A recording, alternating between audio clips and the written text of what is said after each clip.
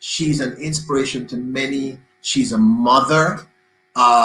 She's a living cultural icon who I believe the government of this country need to give some kind of award to, because I think we don't understand that when you speak of dance hall and the space and dancing within dance hall, there are two names that come to mind. There is the late great Bogle, and there is Carlene. And these two people, I mean, there are other people like DHQ and etc. who also impacted the game. But Carlene, the dancehall queen, the Jamaica's first sex symbol.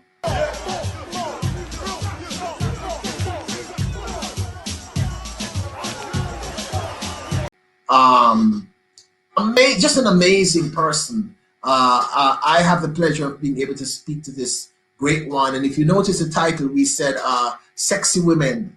And she's truly a remarkable person. So help me welcome the one and only, the great Carlene Smith, aka Cardi, the dancehall queen. What a go!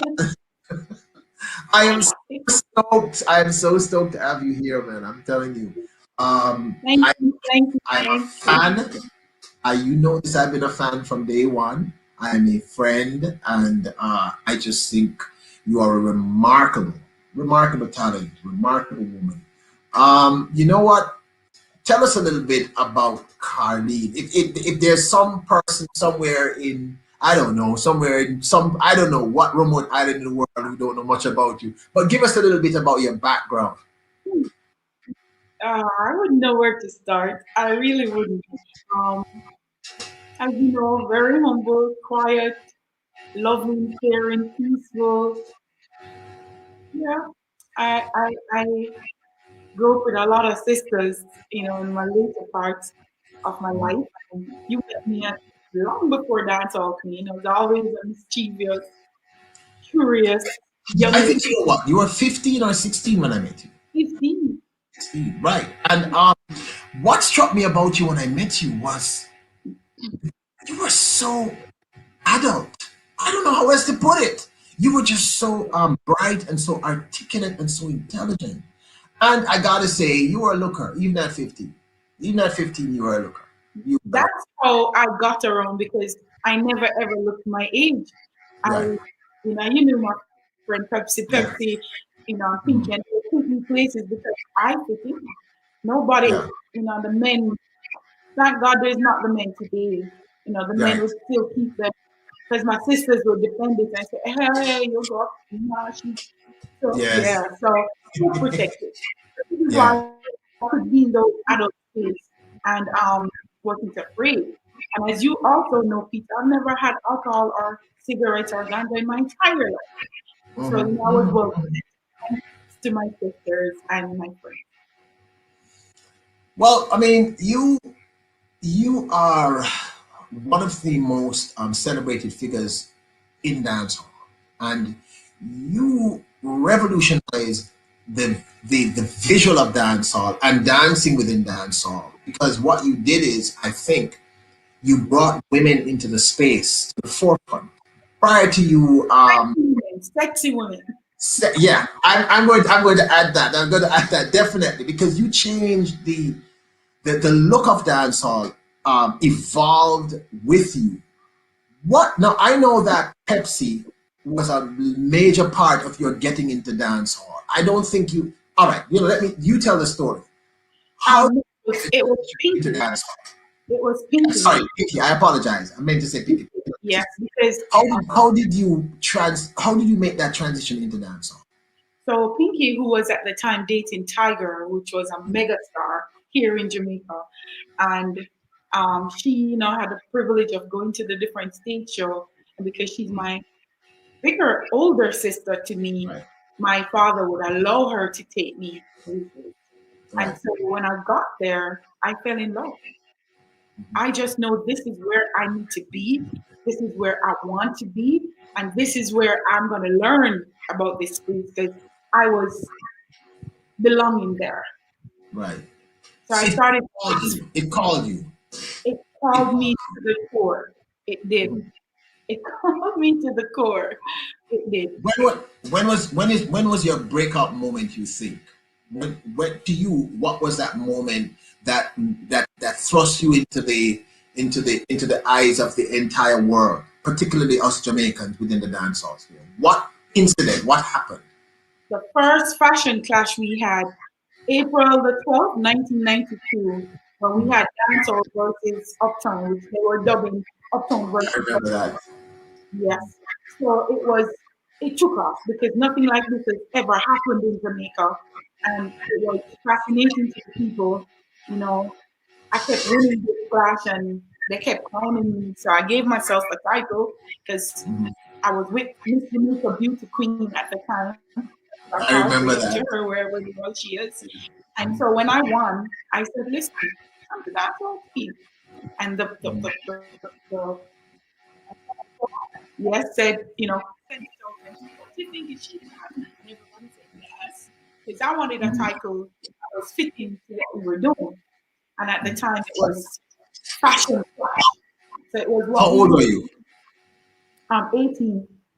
You're 18 when you did Yeah. that. Wow. I remember being in the audience. I was physically there. I don't know if you remember. But I was actually physically there. Because the second one is the one that really now made it even worse because everybody heard of the first one and just wanted to see it. So we took it around the island. We went to Ocho Montego Bay, Negril, Portland, and somewhere else. And then we took it back to Kingston and it went. It went viral in today's term. It was just everywhere. I remember that. If it was today, I don't think you could have had me on this show now because I it would think have so. been way wider without the work. Because Yeah. that's the difference with social media or internet foundation to Mhm. what's happening. You don't have to put in the work. We had to put in the work. People, you know this. Yeah. I Oh yeah. I Yes, went. very true. Very true. Very true. Now the fact that I mean I remember people saying at the time, this pretty in quote this pretty uptown brown skin girl. Because those are the three terminologies that came together. What is this pretty uptown brown skin and then sexy girl doing in dancehall? I mean, it was revolutionary. And Yes. you garnered so much attention because I mean, being in spaces where men from every social ilk in Jamaica, every, may I talk about politician, police commissioners, may I talk about Dan, may I talk, everybody wanted a piece, literally, of Carlene. So to me, I keep telling people that you were Jamaica's first official sex singer. What was that experience like? You see, when you're brought up to understand who you are, and as I knew this when I was about 4 years old, that I was sexy, yes, not sexual, but sexy. Mm, Somebody had asked, and I stated that if I was molested, no, I was never molested. I just knew I was sexy. Remember, I have a lot of sisters. I have no brothers. And mm, I'm second to last, Peter, out of 12. Come on, by the time I get to you, there's no energy left. So I right, always wanted to be me, and me was different from my other sisters because right. not even Pinky's like me, and Pinky and I are the closest in behavior. There's Yeah. no other of my sisters who are like me. I had a sister who was in Miss World, Miss Jamaica World. She was Miss St. Catherine. She was Miss Mm, Edgewater. She came sixth in Miss Jamaica. So I knew I didn't want that. She already right. did it. She was my older sister. And I just wanted to be me, the me I am, which was just vibrant, sexy, so-called crazy kind. Jamaican Mm, people, when you're not off the norm, you're something wrong. You're crazy, you're mad, you're on drugs, you're this, you're that, everything, once they don't understand. And I was that child that you didn't understand. I No? never thought I never heard you on drugs, but I've Yes, just yes, speaking to someone who went to school with you, and she said, Ali, man from Carlene, just different. Speak our mind, and at the time, that may not have always been a wonderful thing, because we were in a mhm, You know what? At that time, I really didn't even speak. I didn't care. You know this. I just gone. The Yeah. whole world would be totally. So my sisters sometimes would get embarrassed, because I would block the streets and they're like, "Dear, here she goes again." And they're like, "You didn't hear what you said?" No, I don't care. So I zoomed out. I was in this little world by myself, and whatever else I took in there with me, which is usually my sex clothes, my crazy hair, my piercing. I was just, I didn't care. Sometimes Pinky would go out and get in brawl with somebody who's saying something. And she's like, then I would hear. She was like, "No, she can't say that. They don't know you." And I'm like, "Pinky, don't pay them no more." She said, "Oh, you do it." Yeah. I was in my own world. I knew who I wanted to love and like me did.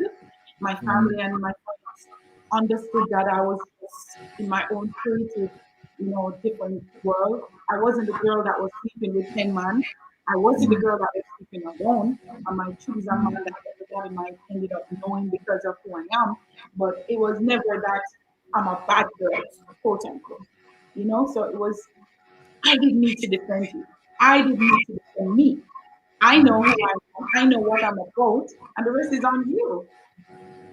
So here you are. You're 18 years of age.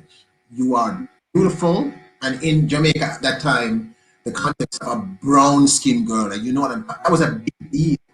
Um, because women like you at that time, you were supposed to be with a banker, you know, you know, Yes, somebody like that, yes.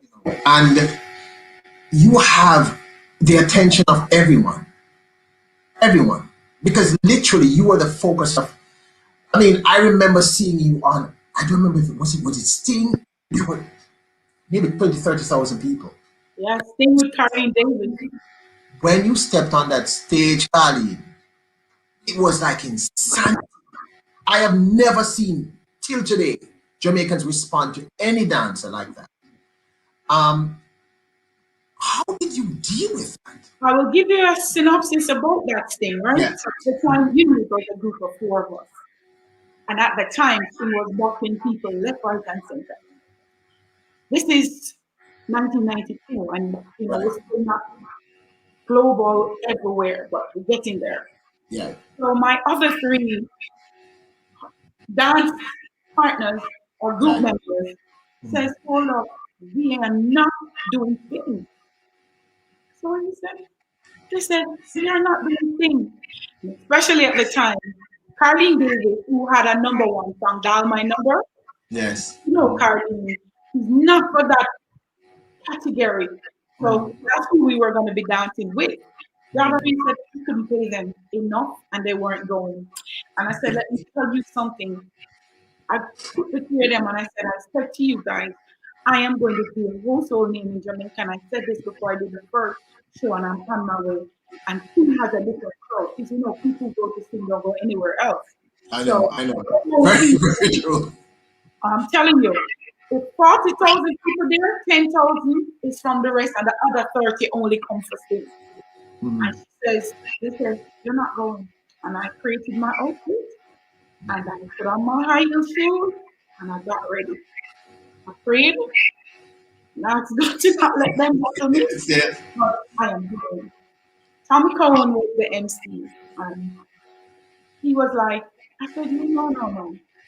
Because I know what's going to happen." Mhm. They Mhm. used to bottle her for, it's just not where they love the song and they only want to hear the song. And then, she performs. She's an excellent performer and a great singer, but not for Right. singing. No.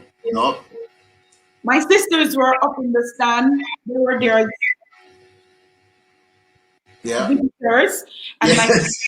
so my sister and her husband, newly wed husband, they were from England. So I pointed to them, came down and said, "No, we're at this year." And he goes, "At stadium." Yes. And Mhm. I hear Tommy Cohen, "Right to the Davis." And he then said, "And he has